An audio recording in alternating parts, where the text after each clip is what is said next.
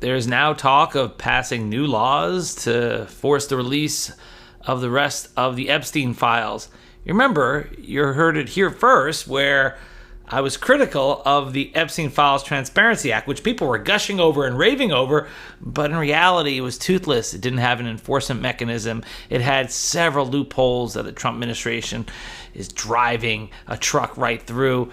So now there is a movement to do something about it. Let's discuss. I'm Dave Ehrenberg, former state attorney for Palm Beach County, a.k.a. the Florida Lawman, here on Substack. Thanks for your support.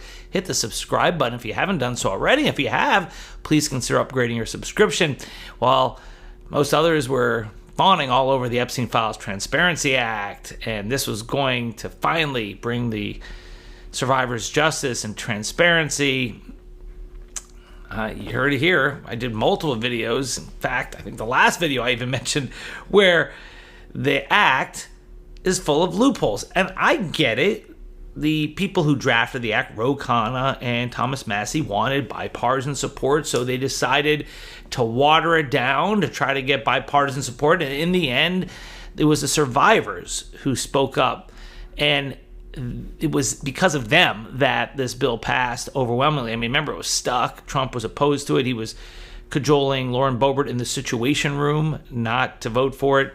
And then he couldn't stop the oncoming train, and he got in front of it and said, okay, we're all going to support it. And it passed with just one no vote in the House.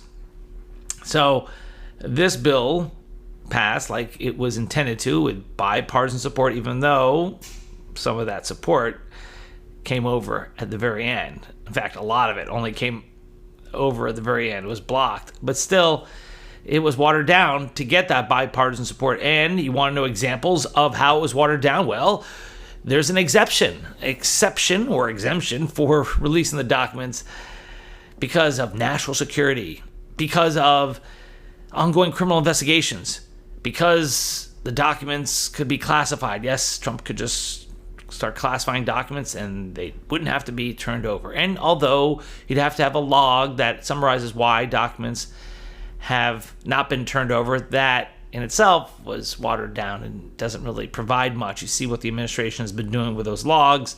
It hasn't helped much.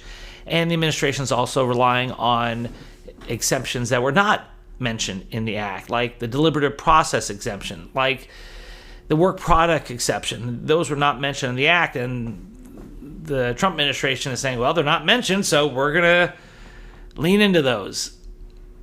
So perhaps in the next version of this bill, perhaps they could include something in there that says deliberative process and work product are not reasons to withhold documents. Ongoing criminal investigations are not reasons to withhold documents.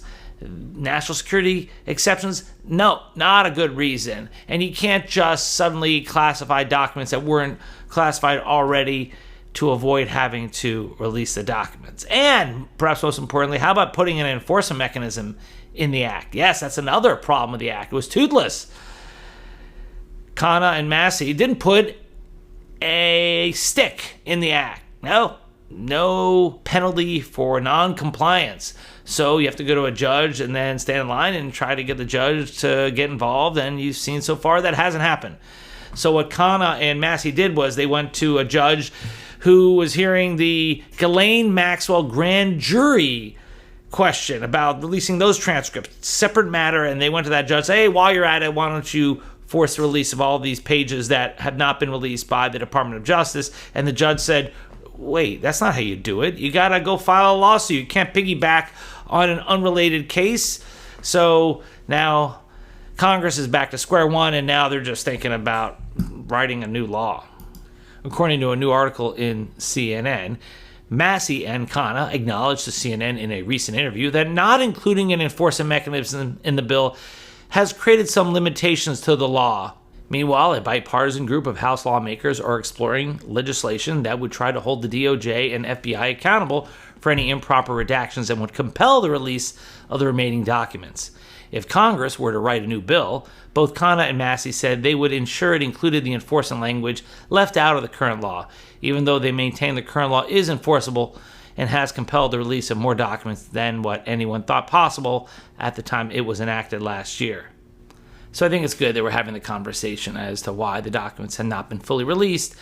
And it's important that Congress is part of that conversation. That's what we do here on this Substack. We give you the facts. We don't try to spin it. It's not about confirmation bias. And we call people out when necessary. And we'll keep following this issue here on Substack. I'm Dave Ehrenberg, a.k.a. the Florida Lawman. If you like this video, please hit the subscribe button, share with a friend, leave a comment below. Also, consider upgrading to a paid subscription where you can get two-way access, two-way conversation, live Q&A, and some swag. And I'll see you next time.